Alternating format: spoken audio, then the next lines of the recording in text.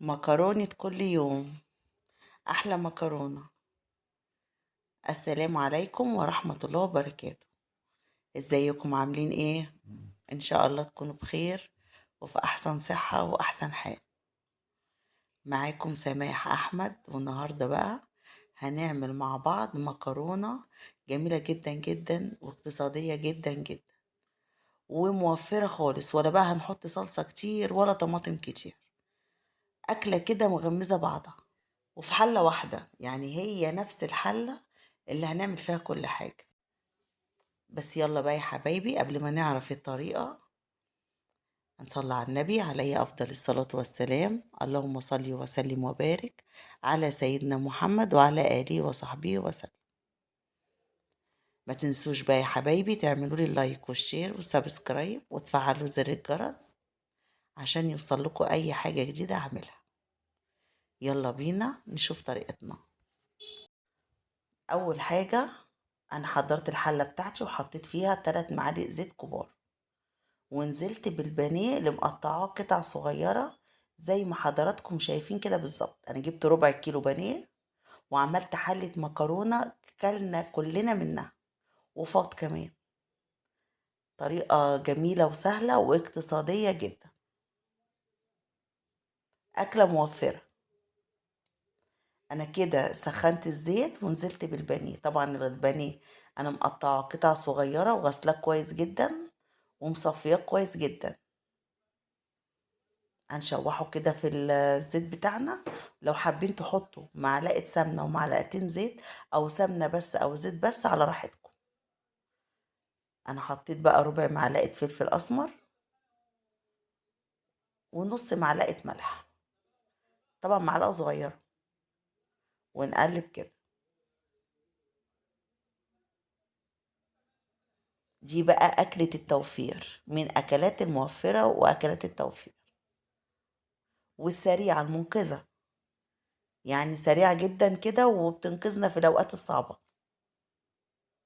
وحطيت فصين توم مفرومين، شوحتهم برضو مع البانيه زي ما حضراتكم كده شايفين، بس عشان هو متلج انا عمالة اضغط عليه بالمعلقة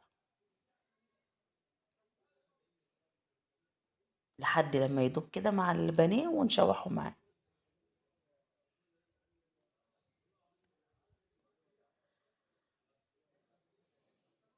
على طبعا نار متوسطة.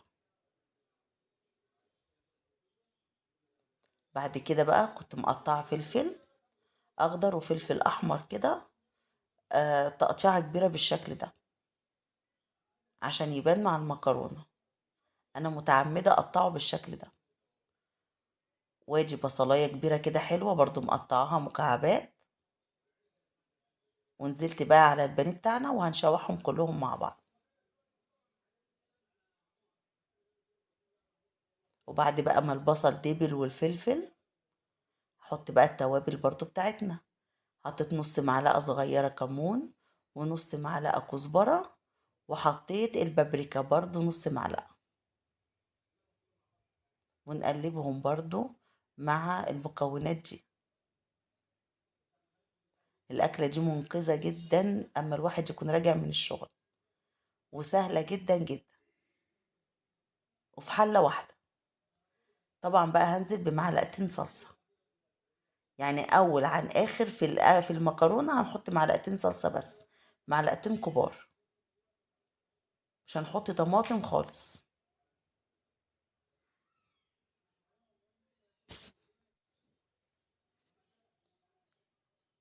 وبعد بقى ما البانيه اتشرب من الصلصة، نزلت بقى بمعلقتين كبار صويا صوص.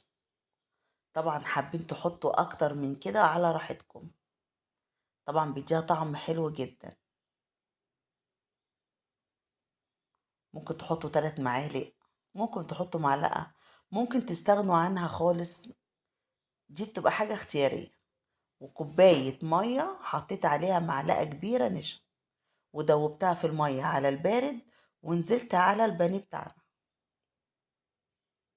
وهنقلبها. هتدينا صوص كده جميل وحلو جدا. بصوا بقى اقتصادية وموفرة ازاي. وكنت طبعا سلقة المكرونة، نص كيلو مكرونة، ومصفياه طبعا، وقفلت النار وأقلب بقى المكرونة تقلبتين. حاجة جميلة وتحفة بجد، وعلى قد حالنا، يعني بأقل حاجة نقدر نعملها. بصوا بقى، معلقتين صلصة كأننا حاطين فيها بطرمان صلصة. وادي الطبق بتاعنا، هنغرف بقى فيه المكرونة.